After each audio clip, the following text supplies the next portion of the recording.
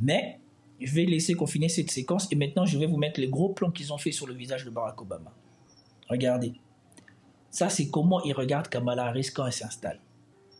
Et là, vous voyez l'animosité, ou peut-être le fait que Obama l'a toujours en travers de la gorge. Bonjour mesdames et messieurs, bienvenue sur notre chaîne. Alors, pour cette vidéo, on va s'intéresser à Barack Obama, Kamala Harris et Donald Trump. C'est à l'occasion de la mort de Jimmy Carter, donc c'est dans la messe qui est donnée pour l'ex-président des États-Unis. On a Barack Obama qui est assis avec Donald Trump. Et je vous ai toujours dit ici, beaucoup ont douté que Kamala Harris, c'était une opportuniste. Que les meilleurs candidats démocrates face à la montée de Trump ont refusé d'aller parce qu'ils savaient que probablement ils allaient perdre. Et que la tendance de Trump était trop forte pour être renversée.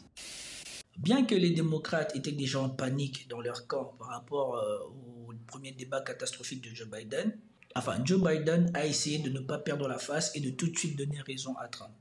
Et les démocrates, sur moi qu'ils ont voulu emmener de façon beaucoup plus contrôlée et de ne pas céder à la panique et de montrer que Trump avait raison, l'abandon de Joe Biden.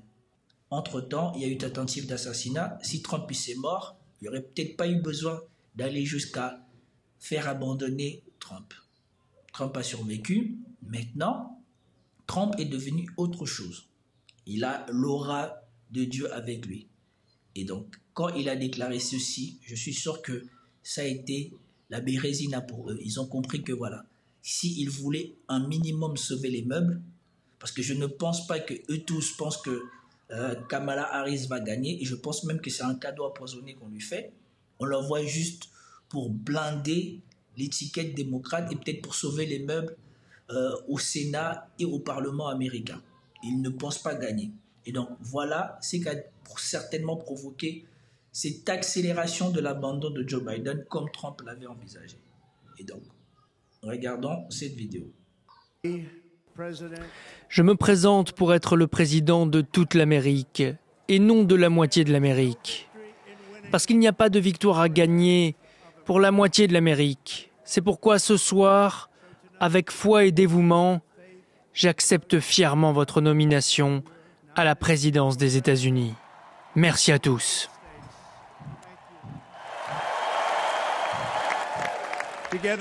Ensemble, nous lancerons une nouvelle ère de sécurité, de prospérité et de liberté pour tous les citoyens de toutes les couleurs, toutes les religions ou croyances. Les discordes et les divisions de notre société doivent être apaisées rapidement. En tant qu'Américains, nous sommes reliés par notre foi et notre destinée commune. Nous nous élevons ensemble ou nous nous effondrons. Néanmoins, il fallait quelqu'un pour se sacrifier pour qu'on ne perde pas de voix. Ce qui aujourd'hui, quand on voit les résultats des élections, est tombé à l'eau. Puisque Trump a rapporté non seulement les grands électeurs, le vote populaire, le Sénat, l'Assemblée, et donc partout, les démocrates ont perdu. Sans doute beaucoup ont beaucoup perdu dans cette aventure, en tout cas du côté démocrate. Et je vous ai toujours dit que Barack Obama n'a jamais été pour Kamala Harris, parce que Kamala Harris, une fois de plus encore, je reviens dessus, c'est une opportuniste comme je vous l'ai démontré dans la plupart de mes vidéos.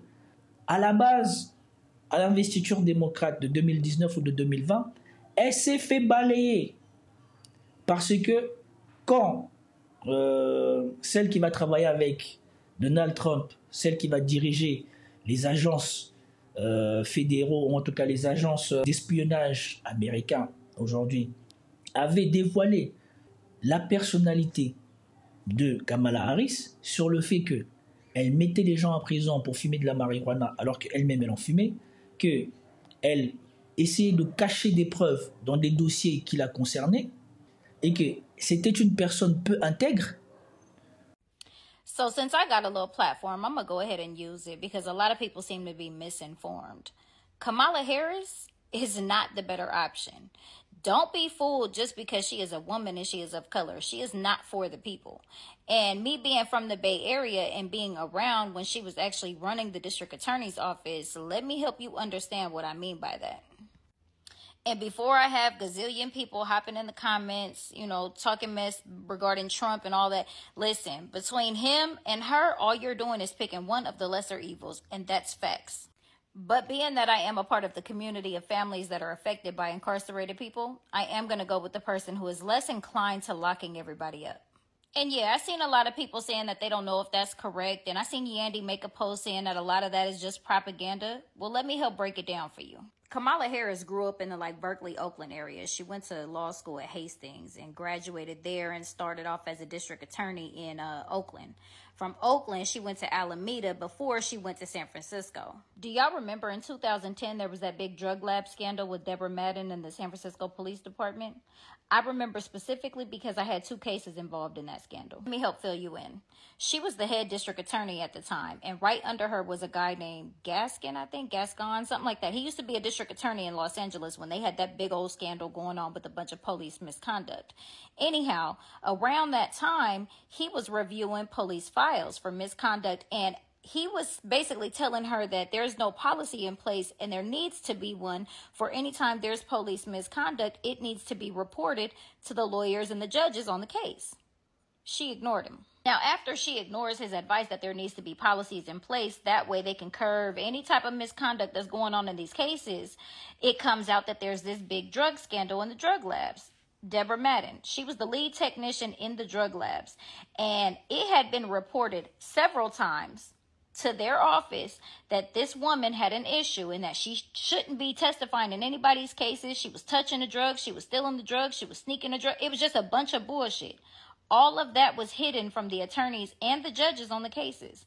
Do you know how it came out? It came out because Deborah Madden's family finally took it to the news. And once it became public, then Kamala Harris tried to say that she didn't know anything about it. Yes, you did. Now, keep in mind, Deborah Madden's family also reported that they had already been contacting the district attorney's office for months prior to this, before coming to the news channel, to let them know that there was misconduct going on, and they were also concerned about their family member, all of which got ignored. Now, keep in mind, she was head district attorney at the time. So how are you running an entire department and you claim to not know what's going on in your office, although that was later proven to be bullshit and that she was aware, and her colleagues gave her up on that. But she just chose to withhold the information from the judges and the attorneys on those cases. And what was her reasoning behind that?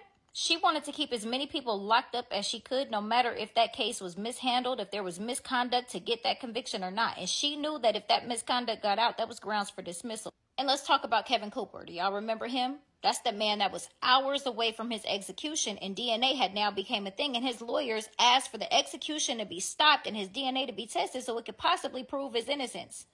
She denied it and didn't want it to happen. However, Governor Newsom stepped up and said, no, let's go ahead and test his DNA, and come to find out, I'll be damned, it was not a match. Oh, wait, let's not forget when she actually made it a crime and parents started getting charged with their children being truant. But when they ran the numbers, they realized that this mostly affected Pacific Islanders, Native Americans, African Americans, children with disabilities, and foster children. And then she later tried to say it was an unintended consequence when she realized that parents were actually getting arrested for this. It was up to a $2,000 fine, up to a maximum of a year in county jail, and people were losing their welfare benefits because their children were truant from school. Unintended consequence.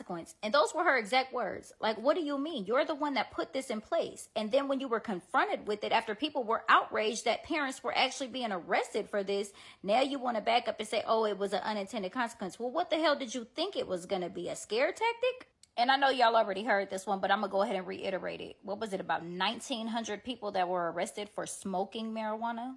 Not selling, smoking marijuana. Like, get out of here. You're doing everything that you can to just lock people up and ruin their lives. So yeah, while I'm not a fan of this whole political shit, and like I said, in my opinion, it's just picking one of the 2 lesser evils, Kamala Harris definitely ain't the one I'm gonna pick. Ça avait balayé Kamala Harris dans l'investiture démocrate. Elle était sortie très tôt. Et que quand Joe Biden avait gagné l'investiture démocrate, on avait voulu compléter le ticket Joe Biden pour la présidence avec une personne qui contrebalançait tout ce que représentait Joe Biden. Parce que Joe Biden était dans la continuité d'Obama, quelque chose que les Américains avaient déjà connu. Et en plus de ça, il était vieux, il était blanc, il représentait très bien l'establishment. Et donc, il fallait ramener aux démocrates tout ce que représente Kamala Harris.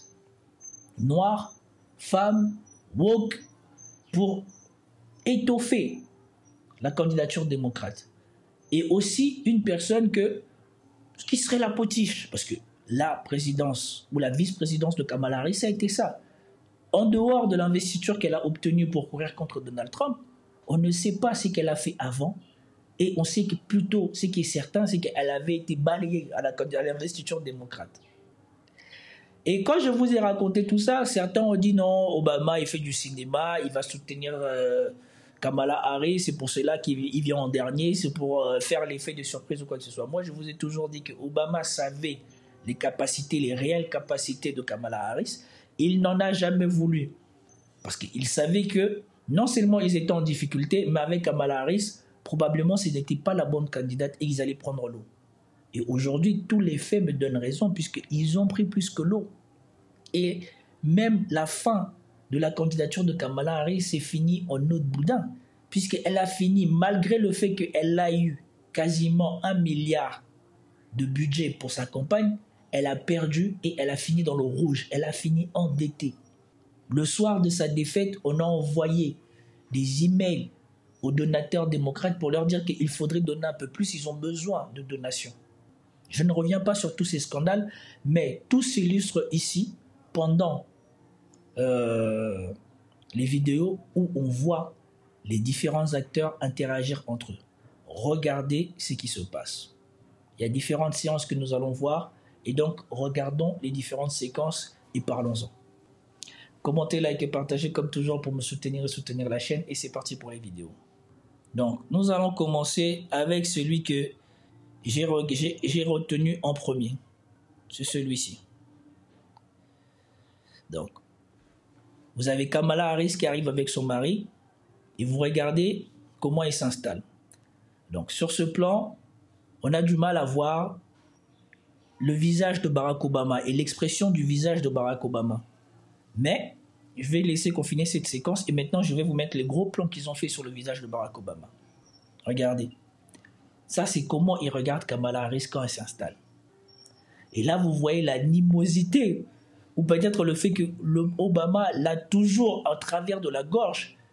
Les conséquences que le Parti démocrate a subies d'avoir choisi cette dame. Puisque lui, jusqu'au dernier moment, ne voulait pas de cette dame. Et vous voyez, vous regardez Donald Trump, lui, il n'y a aucune surprise. Dès le début, il avait dit que c'était une catastrophe et qu'il ne fallait pas la prendre. Vous vous souvenez ici, parmi mes vidéos de l'époque, juste quand Donald Trump a commencé à dire le premier que le Parti démocrate allait faire débarquer Joe Biden pour mettre Kamala Harris, ce qui est arrivé, et ben, il disait déjà ce qu'il pensait de cette dame et qu'il disait que c'était une catastrophe. Oh, amazing. That old broken down pile of crap. Yeah. It's a bad guy. He just quit, you know. He's quitting the race. Is that right? Yep. I got him out of the race. And that means we have Kamala. I think she's going to be better. She's so bad.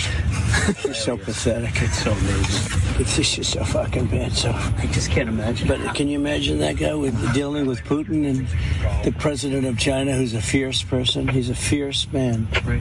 A very tough guy. Et donc, vous voyez, les deux présidents, sans doute, partagent le même avis sur elle. Et après ça, nous allons voir une vidéo où elle les observe à leur tour et vous voyez, elle aussi, à quel point elle est mécontente de voir que ces deux-là s'attendent. Je crois que c'est ici, voilà. C'est ici qu'on dit que Kamala Harris regarde les deux présidents interagir et vous voyez sur son visage qu'elle est énervée.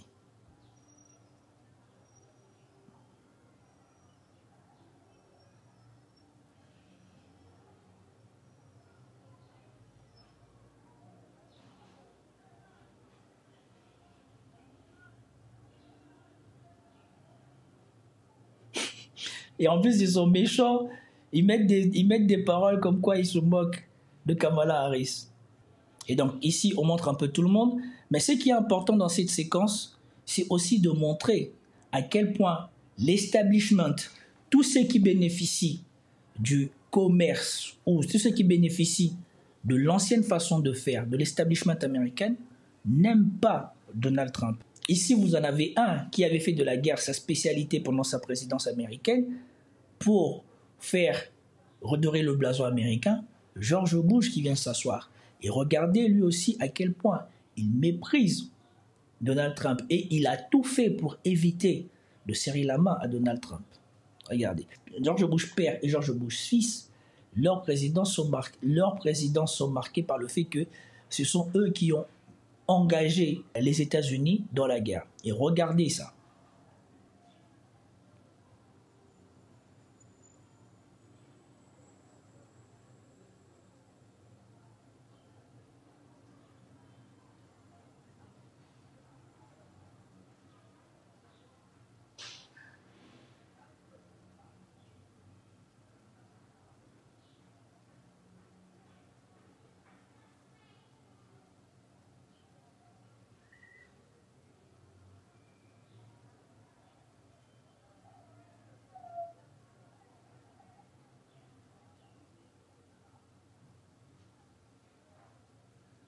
Et donc, vous revoyez cette séquence, vous voyez que quand il arrive, il évite, il fait aucun geste, aucune amitié à Donald Trump, ou bien au contraire, il fait même une tape à Barack Obama. Et quand il s'assoit et qu'il dit, il dit bonjour à ceux qui sont derrière lui, sur sa droite, il ne revient jamais sur sa gauche pour saluer Donald Trump. Regardez Donald Trump qui regarde, hein, mais jamais il ne revient vers Donald Trump. Et sans doute ici, on a l'illustration de tout ce qui se passe aux États-Unis et de ce que représente Trump. Obama, lui, n'a pas engagé les Américains dans une guerre, même s'il a beaucoup utilisé les militaires américains pour régler ses comptes avec la plupart des terroristes, puisqu'on rappelle que Obama est celui qui a fait éliminer Ben Laden. Mais ici, vous voyez sans doute la fracture qu'il y a entre les pro-guerre, qui sont George Bush et Kamala Harris, et se doutent ceux qui ont voulu faire briller l'Amérique autrement. Et vous voyez que Barack Obama, ce qui est le plus hilarant dans cette histoire, on a Barack Obama qui semble être beaucoup plus à l'aise avec Donald Trump, et je vous rappelle aussi ma vidéo ici qui n'a pas eu un grand succès, où on montre Bill Clinton en train de se soumettre et de demander aux démocrates de se soumettre à Trump et peut-être même d'envisager de travailler avec Trump parce que sa victoire est indiscutable selon lui, en tout cas pour ce tour-ci. Et vous voyez ici que les anciens présidents démocrates ont un meilleur courant, ou en tout cas s'attendent mieux avec l'actuel président ou le futur président américain Donald Trump que même avec leurs anciens candidats et leurs anciens favoris. Et donc ici, ça vous dit à quel point ce que je vous ai dit ici sur Kamala Harris était vrai. Cette dame a conduit le Parti démocrate à une catastrophe. Elle a vécu la vie de nabab, c'est ce que je vous disais. Elle se servira de sa présidence pour se hisser au rang de star, et elle est devenue une star auprès de beaucoup de femmes noires sans avoir la compétence. Et surtout, vous avez ici sur ma chaîne les différentes décryptage de ces interventions qui sont juste catastrophiques. Et le paroxysme de ce catastrophisme de Kamala Harris est sans doute l'interview que j'ai décryptée ici quand elle était face aux journalistes de la Fox. 70% of people tell the country is on the wrong track. They say the country is on the wrong track. If it's on the wrong track, that track follows 3.5 years of you being vice president and President Biden being president. That is what they're saying, 79% of them. Why are they saying that? If you're turning the page, you've been in office for 3.5 years. And Donald Trump has been running for office. Excusez-moi. Vous avez vu à la question, vous avez été à la tête des États-Unis pendant les 4 dernières années et les gens disent que le pays va dans la mauvaise direction. Et elle dit quoi comme réponse? Donald Trump est candidat aux élections sur les 4 dernières années. Donald Trump vient d'avoir l'investiture américaine cette année, il y a quelques mois. Est-ce que vous vous rendez compte? Imaginez-vous que ce soit Donald Trump à qui on pose la question. Imaginez-vous si ce aurait été Donald Trump qui aurait été à la Maison-Blanche, qui était candidat sortant, à qui on posait cette question, il répondait comme ça. Et pourtant, cette partie, on n'a pas vu ça. Ce n'est pas repris sur les chaînes de télé en Europe ou quoi que ce soit, ou même sur les gens qui commentent la vie américaine.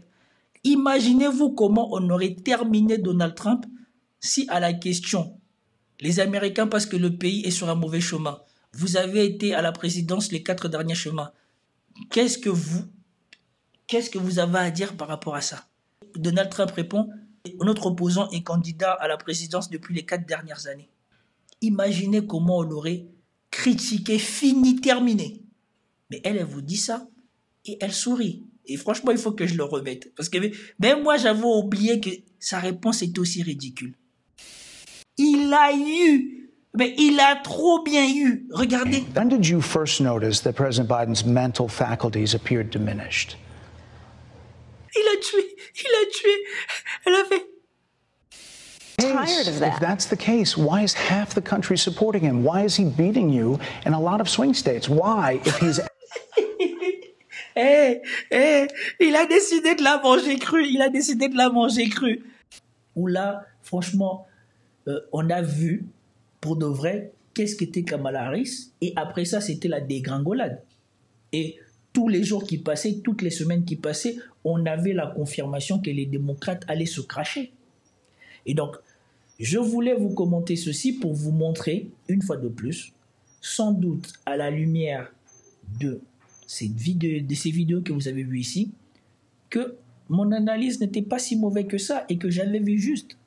Barack Obama n'a jamais voulu de cette personne parce que cette personne, au-delà du fait qu'il fallait chercher un candidat pour faire face à Trump, cette personne était juste une opportuniste qui a sauté sur l'occasion pour faire accroître sa notoriété et sans doute s'assurer son avenir d'un point de vue médiatique et des retombées médiatiques que, à proprement dit, se battre pour les démocrates, parce que ça a été de catastrophe en catastrophe.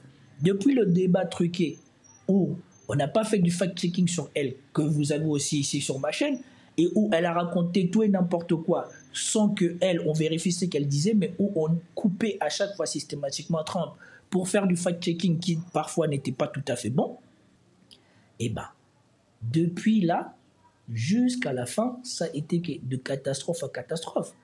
Les journalistes américains, pour essayer d'aider cette femme, en sont même avenus, là encore je vous l'ai mis ici dans mes vidéos, en sont même avenus à dire que ce n'est pas une élection d'idées, c'est une élection d'émotion, c'est une élection de sentiments, c'est une élection de feeling. Leur expression, la vraie expression, c'était vibe. C'était un vibe campagne que Kamala Harris devait se dispenser d'aller dans les médias pour essayer de convaincre, mais qu'il fallait juste surfer sur la vague. Il fallait faire des choses qui plaisent aux gens plutôt que d'essayer de convaincre les gens. Et vous avez des médias américains, surtout les femmes noires, qui défendaient cette idée. Ça vous dire à quel point ça a été une catastrophe et à quel point ils sont en train de le payer aujourd'hui. Et sans doute c'est pour cela que les élites démocrates en veulent autant à Kamala Harris, qui s'est imposée sur le parti et a craché le parti. Si vous en avez l'illustration parfaite, Barack Obama n'a toujours pas digéré ce qui s'est passé avec Kamala Harris. Et je tenais juste à vous partager cette petite séquence et à commenter à la lueur de tout ce qui s'est passé et de tout ce qu'on a vu ici, et aussi conclure une bonne fois pour toutes le chapitre Kamala Harris qu'on n'a jamais eu l'occasion de conclure. Je vous remercie d'avoir regardé cette vidéo, c'était tout pour aujourd'hui. Commentez, likez, partagez pour me soutenir et soutenir la chaîne. Peace out.